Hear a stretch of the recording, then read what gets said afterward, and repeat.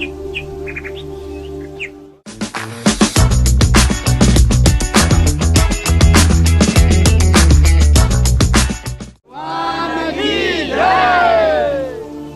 आप एक ऐसी भूमि में खड़े हैं जो दुनिया के सबसे चमत्कारिक और सबसे पौराणिक रूप से महत्व वाली जगह है।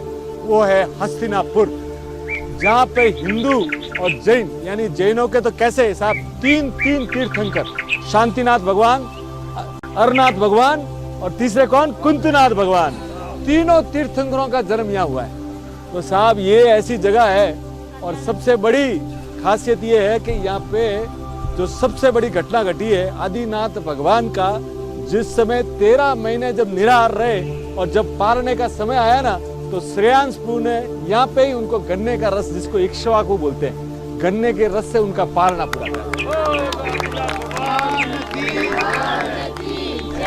और वही आदिनाथ भगवान के पुत्र हुए भरत चक्रवर्ती, जिनके नाम पर आज इस देश का नाम है भारत।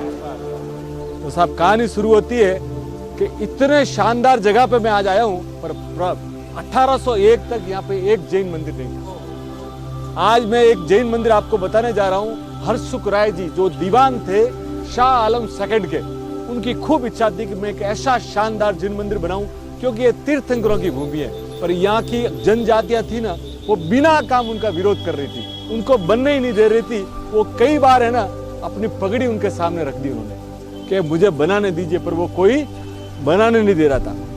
एक बार यहाँ का राजा थे, उनको 1 लाख रुपए की जरूरत पड़ी, तो हर्षुक राय जी ने 1 लाख रुपया उनको दिया। राजा के पास जब पैसा वापिस आ गया ना, तो राजा वापिस आया और बोला कि हर्षुक राय जी आपका 1 लाख रुपया लीजिए। तो हर्षुक राय जी ने बोला मैंने तो आपको कुछ दिया ही नहीं। बोले आपने कोई छोटा अमाउंट नहीं, इतना बड़ा रकम मुझे दी और आप बोलते मुझे दिया नहीं है।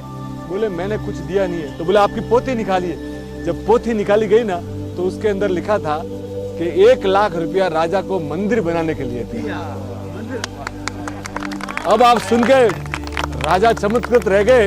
और ये जो 1801 में जो बड़ा मंदिर बना ना सर, जब बन के 1806 में तैयार हुआ ना, तो आप देखिए कितने महान आदमी रहे होंगे। उन्होंने एक घड़ा रखा कि मेरे पास तो पैसा खत्म हो गया है, देखो आदमी का बड़प्पन देखिए, आप सब भी इसमें थोड़ा कंट्रीब्यूट कीजिए। उसके पीछे सिर्फ इतना ही कि उसके और उसके पीढ़ियों में ये अहंकार नहीं आवे कि मैंने मंदिर बनाया। और खाली पॉट में निम्न माज पैसा लिया, पर ताकि किसी के मन में ये नहीं आवे कि मैंने पैसा। तो ये जो 1801 में जो मंदिर बने ना सर, ये पहले मंदिर थे। तो साहब हिंदुस्तान है ना इन कहानियों से भरा पड़ा है सर। ये जो जमीन है सर आप आए ना, ये आप इसकी रज लेके जाना सर, ऐसी रज है ना पूरी दुनिया में कहीं नहीं है सर। बोलिए शांतिनाथ प्रभु की जय।